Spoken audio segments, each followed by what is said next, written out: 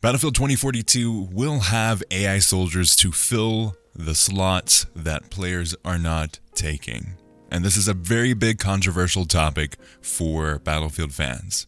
But I don't think it's as controversial as many people think it to be at launch for sure. Welcome to Uplink. Okay, so what are the full details on AI soldiers in Battlefield 2042? So Battlefield 2042, if you have not heard, will have AI soldiers to fill in slots that are not taken by people. So when you boot into any game, especially the 128 player modes, it will use AI soldiers to fill the extra slots. And this is something that won't really take into effect, or we will really notice early on. I don't think there's going to be a big push until several months later on where we're going to actually be able to see many AI soldiers in the games.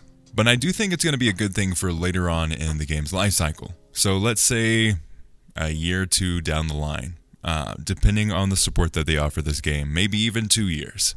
It's going to be very good, especially if you are not already listening to the Battlefield show. Definitely give that a listen because we talked about this topic on there.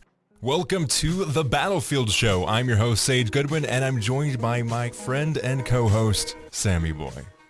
So if you want a little more detail, that's what this video is for. But we do touch on it, Sammy and myself talk about it on the Battlefield show. So definitely check out episode 2 of the Battlefield show if you have not already. But places like Australia, where Sammy Boy is in, he can struggle sometimes to get into matches because of the level of people jumping into those servers. There's going to be a fewer amount of people, so it's going to be better for areas like that, or later on in the life cycle when we eventually do lose some players if certain things are not supported.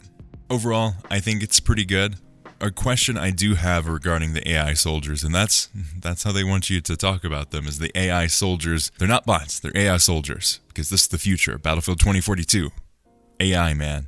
One thing is going to be the skill. So Battlefront 2 had AI soldiers, and I would say in Supremacy, they are some of the best AI bots, whatever you want to call them, that I've experienced in a multiplayer shooter. They were very, very good and very accurate to many players, but they were still very noticeable that they were AI. They didn't capture the objective very well, they were easily spotted, and they were easily killed.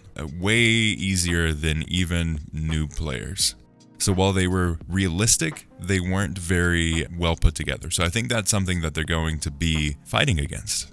I think DICE is really unsure of how well it's going to go upping up the server count for 128 players, especially since they're going to be splitting the amount of people playing on those because previous gen consoles will only be limited to 64 players.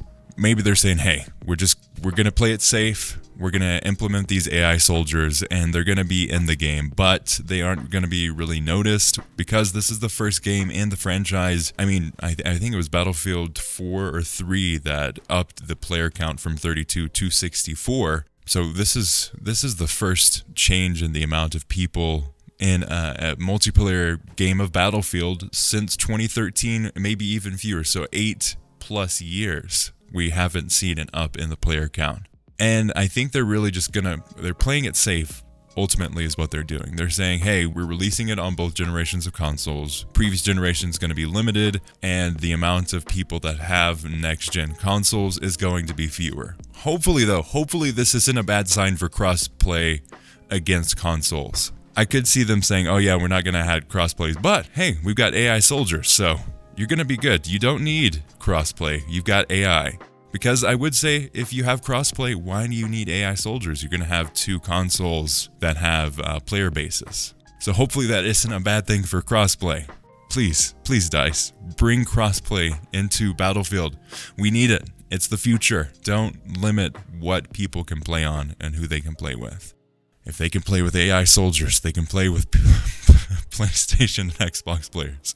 So hopefully that is not a bad thing for crossplay. Ultimately, I don't see it as a big negative. I think it's going to be a fine thing for Battlefield. Hopefully they implement it well. The quality of the players is good. I saw someone toss out the idea that if they could get the AI soldiers to tell when someone's cheating and then all the AI soldiers go and attack the cheater, I think that'd be pretty sweet.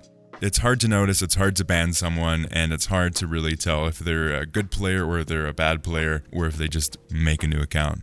But DICE doesn't really care because they're buying the game again. So who knows on that front, but I am interested to see how the AI soldiers affect the game and what they really do to change people's experiences with Battlefield 2042 and what ultimately it ends up being like for players of the game.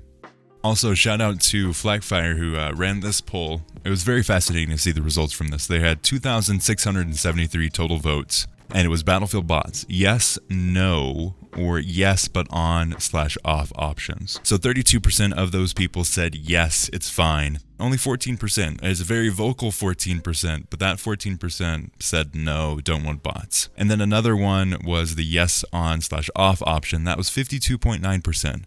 That's an interesting topic, and I hadn't really thought about that until I saw this tweet last week or so. What would it look like to be able to say on or off AI bots? Maybe if they have a server browser, which we don't really know if they're going to implement that and bring it back to a full extent.